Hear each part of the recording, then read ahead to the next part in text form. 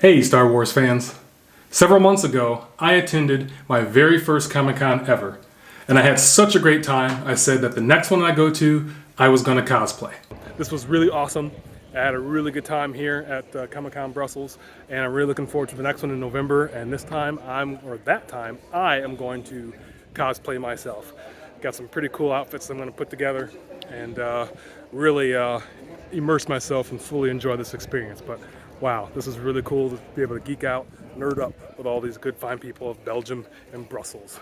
Well, I've assembled my cosplay. I have all of my pieces right here. I'm going to share them with you in this video. I'm Grey Paladin, and welcome to my saberhood.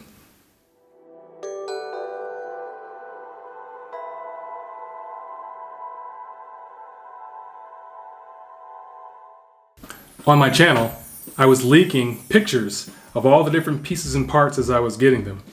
Well, if you haven't put those puzzles together, I'll reveal it to you now, and that is, my cosplay is Director Krennic from Rogue One, A Star Wars Story. Oh, it's beautiful. He's one of my favorite villains, next to Count Dooku, of course, and I thought it'd be very cool to cosplay as him. And I'm a very big fan of capes, and he has one of the greatest epic capes you can ever see, which is this nice big white flowing cape. So I decided to go as Director Krennic. One of the hardest things to get was the blaster. Trying to find that was difficult, but I did find an Etsy shop called Magmel, and there they did a nice package deal where you could get the grenades, the belt, the rank insignia, the blaster, and the holster, all for one price. So the belt is very high quality, it's quite nice. Genuine leather with a nice metal buckle. It has a nice little hook right here, which is pretty nice, and then you can drill your hole for your desired size. I haven't done that quite yet, but I will be piecing that together here soon. The next nice element that it came with was the rank insignia. This right here is really cool. It's pretty heavy, good solid metal, with the nice magnets, nice strong magnets on the back, so I can put that right on my uniform or my tunic, and that way it'll fasten nice and secure, and I can micro adjust so I don't have to use pins. I can actually use the magnet, so I can micro adjust it to put it just right on the tunic. So that was nice to have. Another thing it came with were the grenades. Now these are all 3D printed, and they are to exact replica scale. Only thing I have to do is I have to paint these parts. So this will be, all the grenades will be silver and black. And you also notice that the Death Troopers, his personal guard, also had these grenades, or something similar to them. The holster holds all 3 grenades, which are removable, and this is also leather, and this would attach onto the belt. The pièce de résistance is the blaster.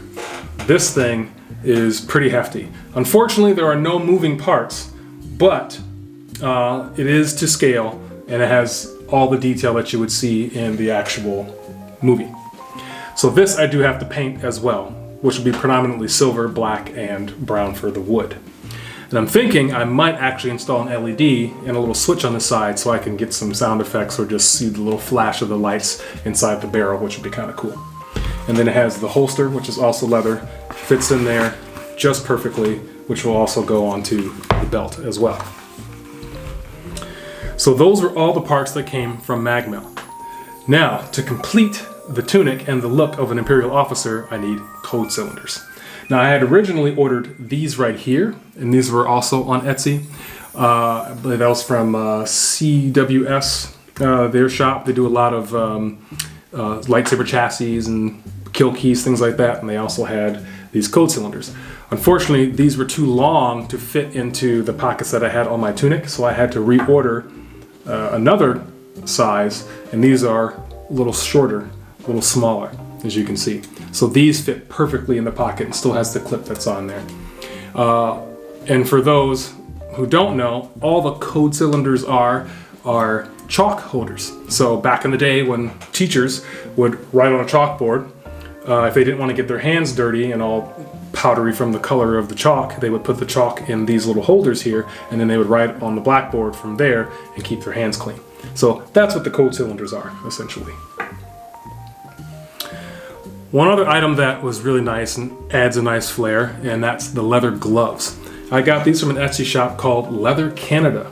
These were driving gloves, and I have very long, skinny fingers, but these gloves fit perfectly. I got an extra large because I knew because my fingers are long, but these go all the way down to the webbing of my fingers, which is great, and they're thin. They're not thick and bulky, and when you look at Imperial officers, you know, they don't have thick, bulky gloves. It's very skin tight and form fitting, almost tailored to their hand, and that was really what I was going for. So I was really, really impressed with these. Nice leather quality. The wrist is elastic, so it stays close to my hand and my wrist, so it's not going to poke out from the sleeves of my tunic, which is nice.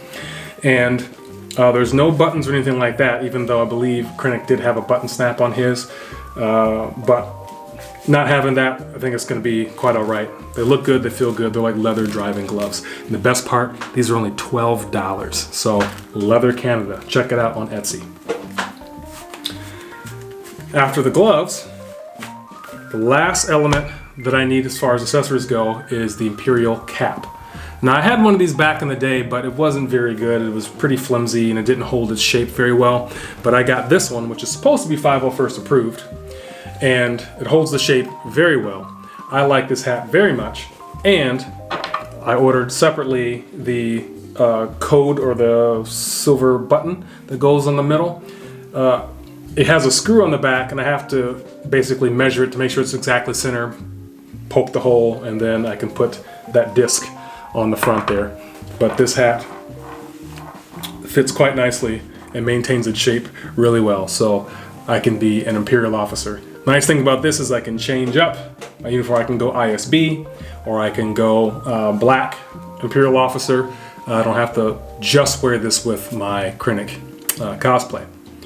Another nice thing about this is that it just looks good and it fits really, really well. Now I understand that Krennic only wore the Imperial cap when he was wearing the poncho outside, not with his long cape, but I'll wear it anyway, depending on how I feel. So those are all the accessories for my Director Krennic cosplay. And in a moment, I will show you the cape, tunic, and the pants, the jodhpurs, which have the kind of the bubble out on the sides, which you kind of saw back in the 1930s, 1940s during the war. So I'm going to spin the camera around and show you the main body of the uniform. All right, so the first piece that I want to show you are the boots. To be honest, I can't remember where I got these boots, but I only paid $50 for them, and they're pretty solid. I mean, they work well if you want to do a Sith or some type of officer. I think really riding boots would be the best thing to get because they're a little tighter and closer to the calf and are a bit more shiny. But I think these will work just fine.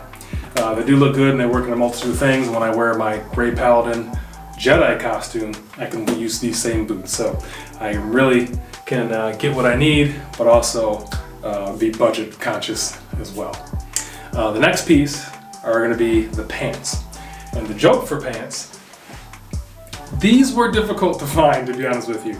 But I did find a nice shop on Etsy, and these ended up being really nice quality. I was surprised, and they had pockets. A lot of ones that I've been finding didn't have pockets, so this is actually my third pair of jodhpurs, but these are the best ones that I've found.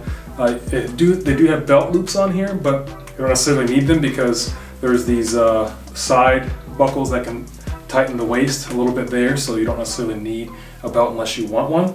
But they're really kind of more like pirate pants. So they do flare out really well at the thigh. Nice room in the seat, which is very comfortable. And I've got these buttons along the calf, and they get nice and narrow, so they tuck into the boots very well, and they stay down. They don't ride up when you sit down or start walking. So these jodhpurs are really nice pants. The next large piece is going to be the cape and the tunic.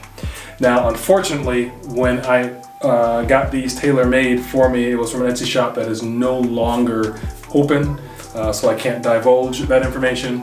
but it's pretty solid. Now, what's different about this is the cape has a liner on the inside, almost like a soft kind of satin liner.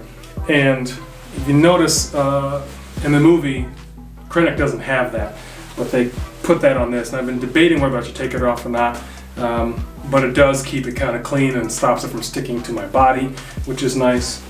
And the material itself is quite a bit thicker than Krennic's in the movie, but it does lay nice on the body, and I ended up pretty good and starched it, which was very time consuming because it's a lot of fabric, but it fits me very well. And then the tunic here has that same liner on the inside, which is nice, and it's got these nice snaps right here to hold the cape in place, and those same snaps are also on the tunic itself, as you can see right here. It's about 4 or 5 going all the way up. One thing it's missing, it doesn't have a hook or clasp at the collar, so that might spread open a little bit. So I'm gonna stitch a nice clasp there to hold the collar together in place. So I'm sure you're probably really interested to see how all this is gonna look put together. Hang on a minute. So right now, I'm in the jumpers. How about the boots? And now I'm in the boots, but you probably can't see them from there, so bing, there they are. Now I'm wearing boots. Up next, the tunic. All right, and here's the tunic.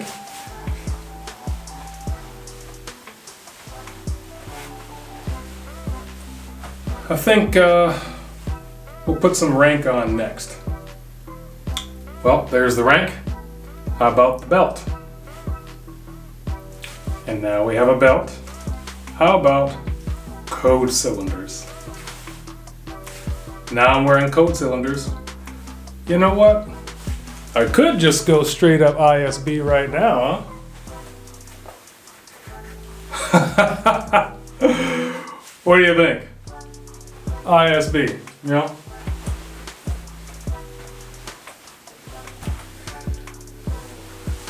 But I think it's time for some holster and grenades.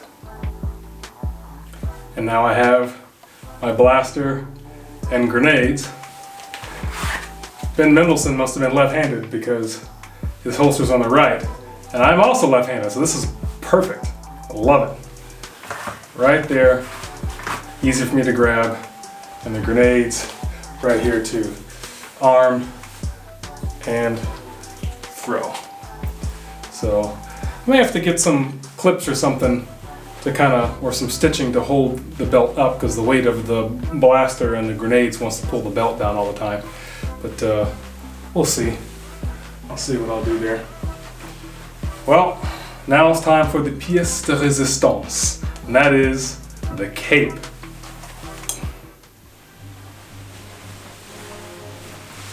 And there it is. Now, all I need are my leather gloves.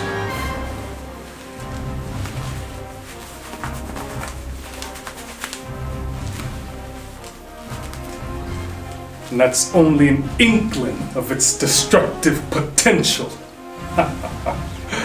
So, what do you think of my Director Krennic cosplay?